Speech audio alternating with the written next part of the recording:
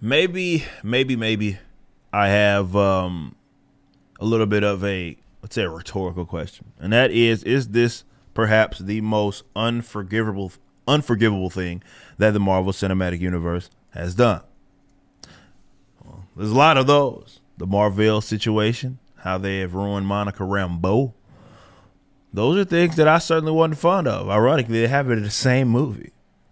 However, content aside from like the source material and the ruining of that, this is just a tad bit more of a serious note as CNET is reporting. And I wanted the exact line in the quote. Now, I have talked to people that have went and saw this dog crap. More of them are like reviewers and stuff. So they look at it like their jobs, their livelihoods, all of that. That's really what it depends on. That's what they do. Chris Gore came in the chat as well, talking about this on Tuesday night's main event while we were streaming, saying that, man, this politics stuff was crazy in it, this whole wealth inequality thing, but more specifically this word right here. And I think maybe it is the most unforgivable thing. And according to, well, not reports, this is what was said in the movie and what was perpetuated in the movie. Socialism may be a charged word. This was said by Hank Pym. He says, socialism may be a charged word, but we've got a lot to learn from them. I guess he's referring to the ant society. And I guess ants somehow prove that socialism is good. Now, some people will look at it like maybe they're trying to China, Marvel, a big part of them. You see the movies that did not have, let's say, a Chinese release. They depend a lot on that money, certainly, to boost their box office numbers and try to legitimize, future spending. Okay, so some people are going to look at it like this. I look at it like it's just, white leftism in Hollywood. That's just what it is that they advocate.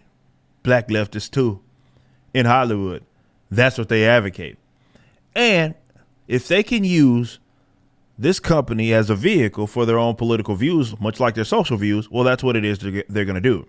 Now, socialism to me should be looked at as evil as it actually is. Okay. Now, definitely and the reason why we brought up the Chinese stuff, because some people are going to say, well, socialism and communism are different things. Historically speaking, they hadn't. That was actually a relatively new phenomena about like socialism, or people trying to separate these different forms of socialism and certainly communism. They were used synonymously for a very long time.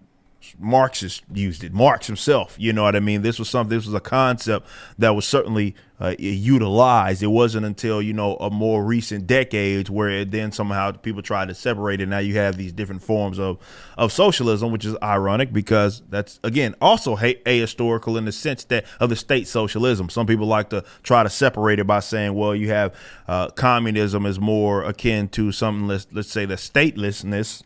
And again, socialism in that regards as well. And that's just simply not true when you consider like Ferdinand Lassalle and all those guys of the world that were state socialists that existed, hell, even prior to Marx. In some cases, and socialists have been beefing forever when you consider like the Marxists versus the Benjamin Tuckers of the world. Now, yes, it will depend on who uses it. However, when you talk about people that pay lip service to the ideas of socialism, they are responsible for the greatest human atrocities in the last 100 years or so, and a little more. Now, for whatever reason, these guys like to think that they're the good guys, and they always point to like the small country that has free healthcare, right? That's an example of socialism, whereas Bernie said democratic socialism. I don't think it's a radical idea, as Bernie Sanders would say, or breadlines are a good thing. Now, again, historically speaking, when you consider all the people that paid lip service to not even lip service, this is what happens when you get statism among those lines with socialism. And that is, you get Zedong, Mr. Mao. You get Hitler. They will say, Hitler wasn't a socialist. He only said it to. That's what all academics like to say. Again, ahistorical. They say he only said that to try to get the working class to support the party and all that. No. They were actual socialists, and I got the receipts. You can go watch my video titled Yes, the Nazis Were Socialism. And I go through all of the talking points that a lot of the academics like to use. Let's say that. But from Pol Pot, North Korea, to spots and pockets of Africa that have tried to implement these ideas of socialism. And it, of course, resulted in the deaths of millions. Oh, how could I forget the Stalins of the world as well? Russian Revolution, all that stuff. How could I forget about that? And how all of that led to the famines. And this is what you get. It's an evil thing, but of course, definitely these college kids, that's what they get, the academics. They like to think that it means people in groups doing good things, right? This is why they say basically it's not real socialism in the event that something screwed up happened. Or worse, they'll say even though these guys were absolutely socialistic, they will call them like capitalists, or say that it was an example of state capitalism, even though none of these guys historically had called them. I just rattled you off some names and regimes. These guys, again, are responsible for more deaths than anybody, just through those handful of people and regimes that I mentioned. So in that case, yeah, what it is they're doing certainly is unforgivable, but I'm not surprised, make no mistake, that they're going to try to present socialism, and it is a charged word because it should be a charged word.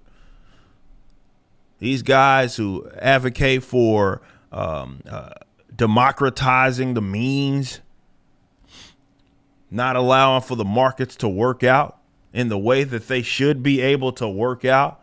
And when it comes to the state socialists, they advocate stealing people's money to pay for whatever ideals it is.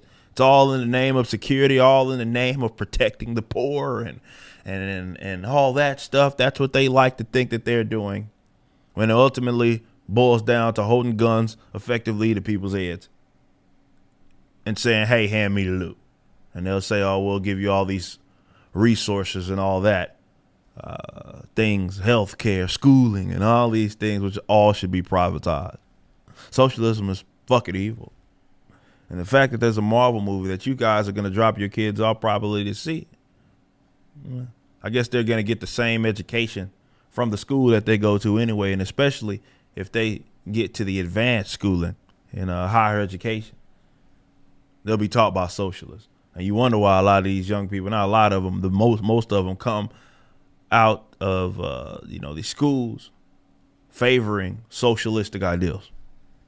Maybe this is the most unforgivable thing that they've done. Wherever you're viewing the content, I appreciate you. If you enjoyed it, you may be interested in my comic book company, Rippaverse Comics.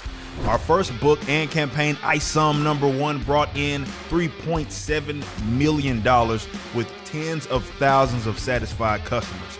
Visit Rippaverse.com to check out our store and stay up to date with the latest campaigns from one of the hottest new comic book companies. Also, my first big step towards a parallel economy was the development of my personal website, ericdjuly.com. This entirely replaced my Patreon. Now, if you enjoy this content, please consider becoming a member over at the website. We have an ever-expanding list of perks for various membership tiers, a forum, and a phone app. Some of these perks will even benefit you if you're fans of the Rippaverse. Anyway, I appreciate you so much for being a supporter and or customer. I even got a little love for my haters.